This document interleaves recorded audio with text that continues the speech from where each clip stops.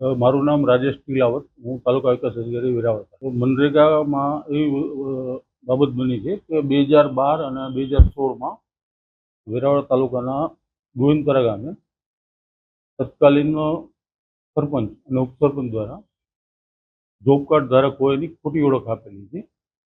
એ ખોટી ઓળખ આપવાના કારણે સરકારને 71,684 રૂપિયાનું નુકસાન ગયેલ છે. અમે એ સામે ફરિયાદ દાખલ કરી.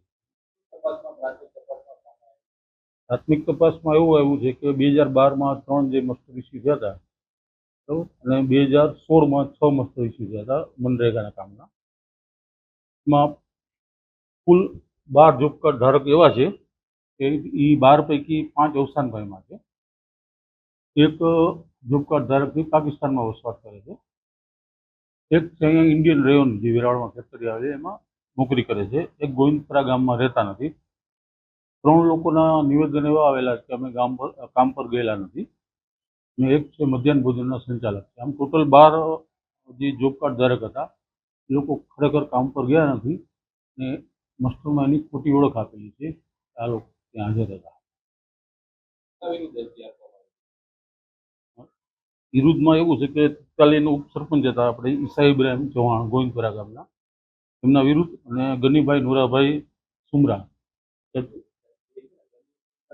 પોલીસ ફરિયાદ એક ઈસાભાઈ ઇબ્રાહિમભાઈ ચૌહાણ તત્કાલીન ઉપસરપંચ હતા ગોવિંદપરા ગામના, એમના વિરુદ્ધ, તથા ગનીભાઈ નુરાભાઈ સુમરા તત્કાલીન ગોવિંદપરાના સરપંચ, એમના વિરુદ્ધ. આ પ્રકરણમાં બંને જે જોબ કાર્ડ ધારકો કામ પર આવેલા નહોતા, અવસાન પામેલા હતા, ફોરેન એટલે પાકિસ્તાનમાં વસવાટ કરતા હતા, એવા લોકોની ઓળખ આપેલી છે કે આ કામે આવેલા છે.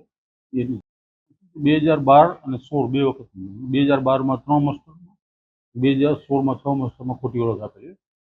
અને તકેદારી આયોગમાં આનું રજૂઆત થઈ હતી. તપાસ થતા થતા અંતે છેલ્લે નિષ્કર્ષ એ આવ્યો કે આ લોકો સામે ફરિયાદ કરવી જરૂરી છે. આ કામમાં બીજા માની લો કે કર્મચારીઓ કોન્ટ્રાક્ચ્યુઅલ હતા, એ લોકોને છૂટા કરી દીધેલા છે. એ નિવૃત્ત થઈ ગયેલ રેગ્યુલર કર્મચારી છે. એક કર્મચારી તલાટી કમ મંત્રી હતા, અહીંયાથી જિલ્લા કચેરી આવી ગયા, એની સામે ખાતે તપાસ કરવા માટેની જિલ્લા કક્ષાની કાર્યવાહી ચાલુ.